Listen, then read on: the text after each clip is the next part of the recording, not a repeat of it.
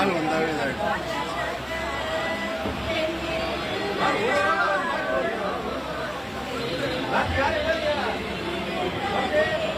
ஆன்மீக நண்பர்கள் அனைவருக்கும் வணக்கம். இன்னைக்கு நம்மளுடைய சேனலில் பார்க்கக்கூடிய பதிவானது உங்கள் எல்லாருக்குமே ரொம்பவே பயனளிக்கக்கூடிய ஒரு பதிவு தாங்க.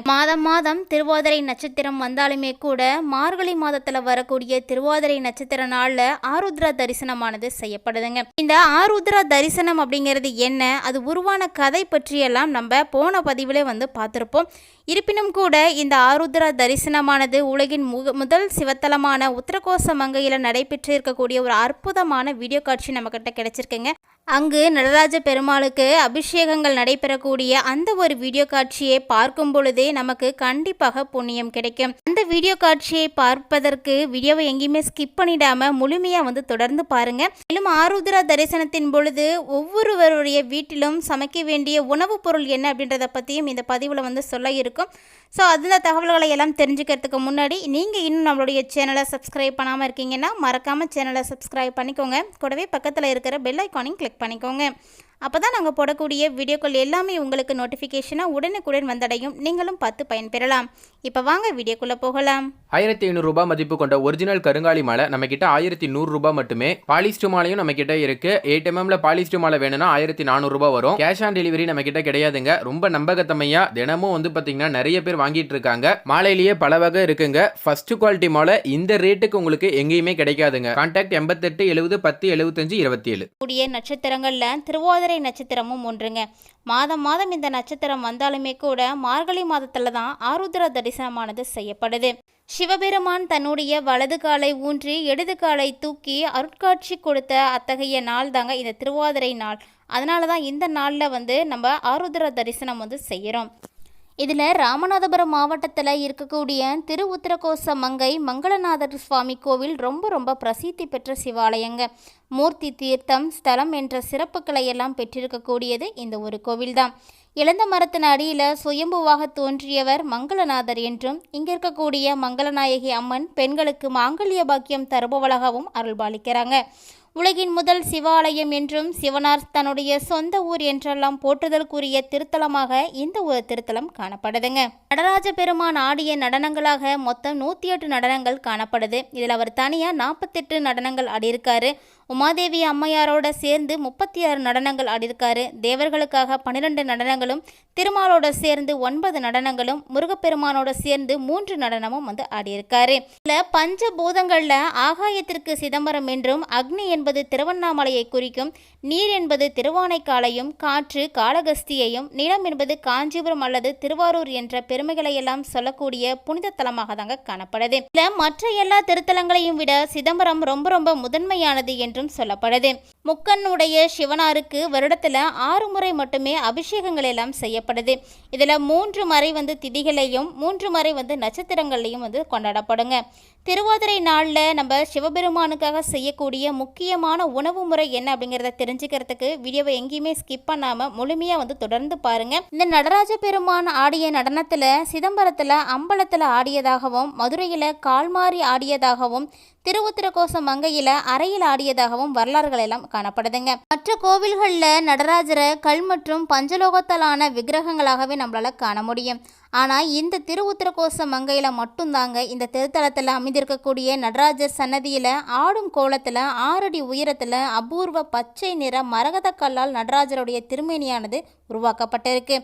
ஒளி, மத்தளம், இடி போன்ற அதிர்வுகளால் மரகத சிலை பாதிக்காத அளவுக்கு பாதுகாப்பாக ஆண்டு முழுவதுமே சிலை மீது சந்தன காப்பானது பூசப்பட்டிருக்கும். இப்படி பூசப்பட்டிருக்கக்கூடிய இந்த சந்தன காப்பானது ஒவ்வொரு ஆண்டும் மார்கழி மாதம் ஆருத்ரா தரிசனத்தின் போது மட்டுமே தாங்க இந்த நடராஜர் திருமேனியில் இருந்து இந்த சந்தனம் கலைக்கப்பட்டு விடுகிறது. பச்சை நிற மரகத கல்லால் ஆன சிலை என்பதாலோ திரு உத்தரகோச மங்கையில் இருக்கக்கூடிய இந்த ஒரு ஆலயம் ரொம்ப பிரசித்தி பெற்று காணப்படுதுங்க. திரு உத்தரகோச மங்கையில் ஆருத்ரா தரிசனத்தின் பொழுது நடைபெற்ற அபிஷேக காட்சியை போய் பார்த்துட்டு வாங்க. சிவனுடைய அருளானது உங்களுக்கும் கிடைக்கட்டும். மேலும் இந்த ஒரு தரிசனத்தை பார்க்கும் பொழுது மனதார உங்களது மனதில் இருக்கக்கூடிய வேண்டுதல்களை எல்லாம் சிவபெருமானிடம் வேண்டிக்கோங்க. நிச்சயமாக உங்களது வாழ்க்கையில் வளமையானது சேரும். மேலும் இந்த ஒரு வீடியோ பார்க்கக்கூடிய தருணத்தில் ஓம் நமச்சிவாயா அப்படின்ற மந்திரத்தையும் மறக்காமல் கமெண்ட் பாக்ஸில் பதிவு செஞ்சுடுங்க.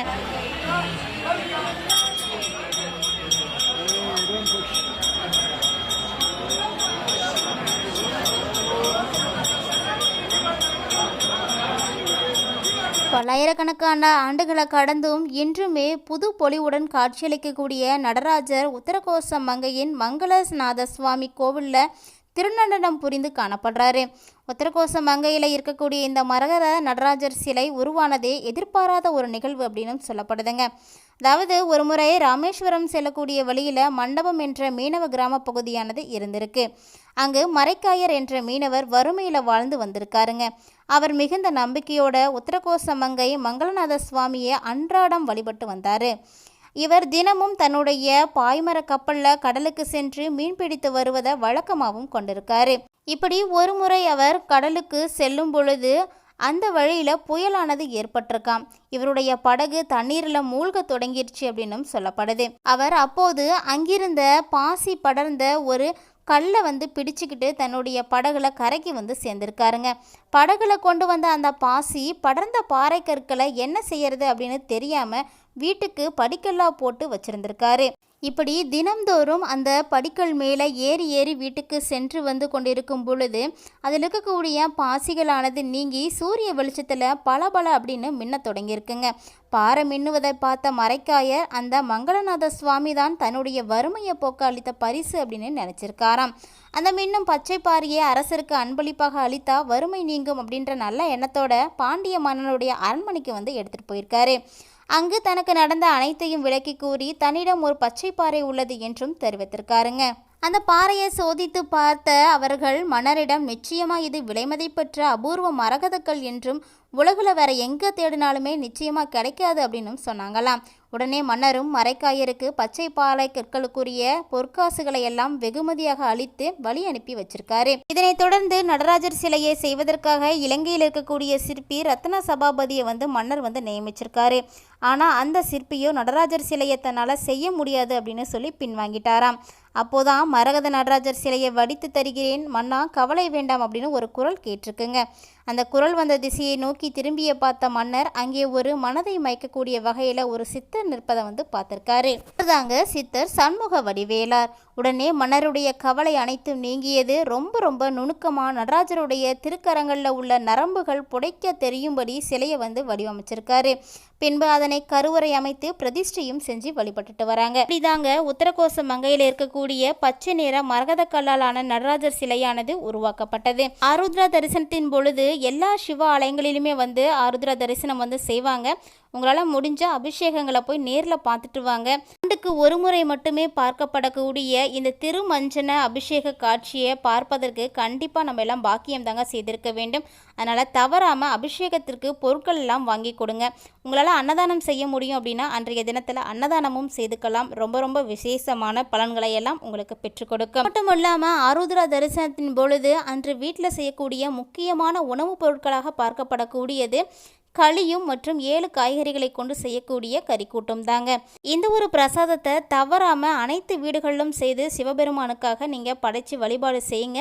உங்களுடைய வீட்டில் இருக்கக்கூடிய அத்தனை விதமான கஷ்டங்களும் நீங்கி போகும். இந்த களி செய்வது ரொம்பவே எளிமையான முறை தாங்க. பச்சரிசி மாவில் கொஞ்சம் வெல்லம் சேர்த்து நீங்கள் செய்தீங்கன்னாவே போதும். ஈஸியாக செஞ்சிட முடியும்.